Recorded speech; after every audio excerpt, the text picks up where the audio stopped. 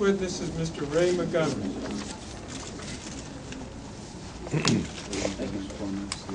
I would like to start out by showing a very brief video clip. It lasts 45 seconds, and so I would ask you all to stay awake for those 45 minutes.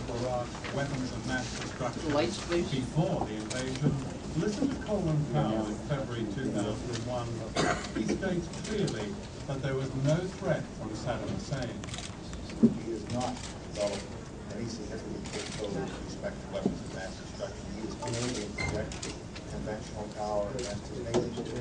And this is Condoleezza Rice, Bush's national security advisor, in July of the same year, saying the same thing, putting the lie to their own propaganda. And they were able to keep arms from them with military not in the building. And that, many believe, was the truth, a truth that was covered up and conveniently forgotten after September the 11th, when Bush and Blair decided to attack Iraq. Whoa. I would ask you to reflect on that. I would ask you why it could be that just a few months later, after 9/11, the story abruptly changed. Suddenly, Iraq had all manner of weapons of mass destruction, WMD, and posed an immediate threat not only to its immediate neighbors, but to the United States of America. How do you explain that? Well, the Downing Street minutes and the other documents that have been released now help. They help a lot. And I would like to publicly thank the patriotic, courageous whistleblowers who did that, who made available these documents. Because through them and through, of all people, Rupert Murdoch's Sunday Times, we know the answers to a lot of these questions. By now you know what the Downing Street minutes say. Let me focus in on the phrase, the intelligence and facts were fixed around the policy. How exactly is this fixing accomplished? Well, rather than speak in generalities, let's do AOL. Let's do the anatomy of a lie. We'll take just one. You have to pay a little bit of attention here because it flows through a chronology.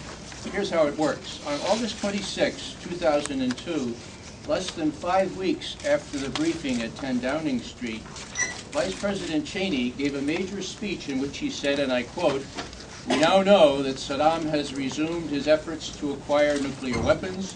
Among other sources, we've gotten this from the first-hand testimony of defectors, including Saddam's own son-in-law." This was a lie. Saddam's son-in-law, Hussein Kamil, told us just the opposite when he defected in 1995. Again, he told us just the opposite. You can find it on page 13 of this debriefing report. He said, and I quote, "All weapons, biological, chemical, missile, nuclear, were destroyed," end quote. How did Kamil know this? He was in charge. They were destroyed in July of 2001, in July of 1991 at his order. Why? To prevent the UN inspectors from finding them after the war. And everything else, Hussein Kamil told us, checked out to be true. Now, Cheney's lie would have been able to stand were it not for the conscience of another patriotic whistleblower who gave the text of Kamil's debriefing to Newsweek. 4 weeks before the war, as the drumbeat for war got louder and louder in early 2003. Newsweek broke the story on February 24th, 2003, several weeks before the attack, but the information was suppressed by U.S. media. When Reuters asked then CIA spokesman Bill Harlow about it, he used his entire tray of adjectives, branding this report incorrect, bogus, wrong, and untrue. British government took the same line. It mattered not that the evidence was documentary from the official debriefing report of Kamil. So that's how it works, folks. That's how you fix intelligence. All you need is chutzpah, a very flexible attitude toward truth, slumbering watchdog intelligence committees in the Congress, and a supine press eager to accept official explanations no matter how disingenuous. Cheney played a superb role in fabricating out of whole cloth a nuclear threat from Iraq, putting wind behind all those mushroom clouds conjured up by the President and Condoleezza Rice to deceive you, the Congress, our elected representatives. Now, in a 27-year career in intelligence, one encounters many examples of attempts to trim the truth, or as the British Minutes put it, fix the intelligence and facts around the policy. It's in the woodwork. It's part of the political scene. But I had never known fixing to include the Vice President arrogating the right to turn a key piece of intelligence on its head. Nor had I in all those years ever known a sitting Vice President to make multiple visits to CIA headquarters to make sure the fix was in. And this is just one example.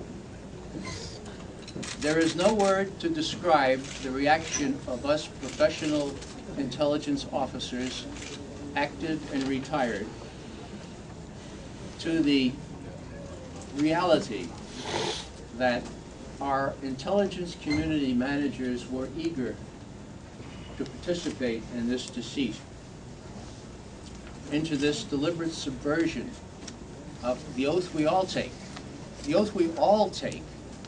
to protect and defend the Constitution of the United States of America. Now, we're not talking about Georgetown parlor games here, or worse still, White House fraternity jokes. These are consequential, death-dealing lies. The establishment was all yucking it up at the annual dinner of the radio and TV news correspondents on March 24th, 2004, as photos showed the president looking under the office furniture, and around his desk, are there some weapons of mass destruction here, or maybe they're over there? Ha ha ha! And y'all laughed with him, folks. Y'all laughed with him. I'll tell you who's not laughing. Cindy's not laughing. The father and brother of Specialist or Sergeant Sherwood Baker's not laughing. Cindy's son was killed 11 days after the show put on by the president looking for weapons of mass destruction. Sergeant Baker was killed 33 days after that big joke. And 4 months after David Kay came back from Iraq and told us all there were no weapons of mass destruction. You shall know the truth, and the truth shall set you free. That's the scriptural verse chiseled into the marble at CIA headquarters. Well, thanks to the Downing Street minutes, we now know the truth. And the question for us is whether we have enough respect for the Constitution, whether we have enough courage that we will pursue the purveyors of consequential falsehood so that the truth can truly make us free. Thank you very much.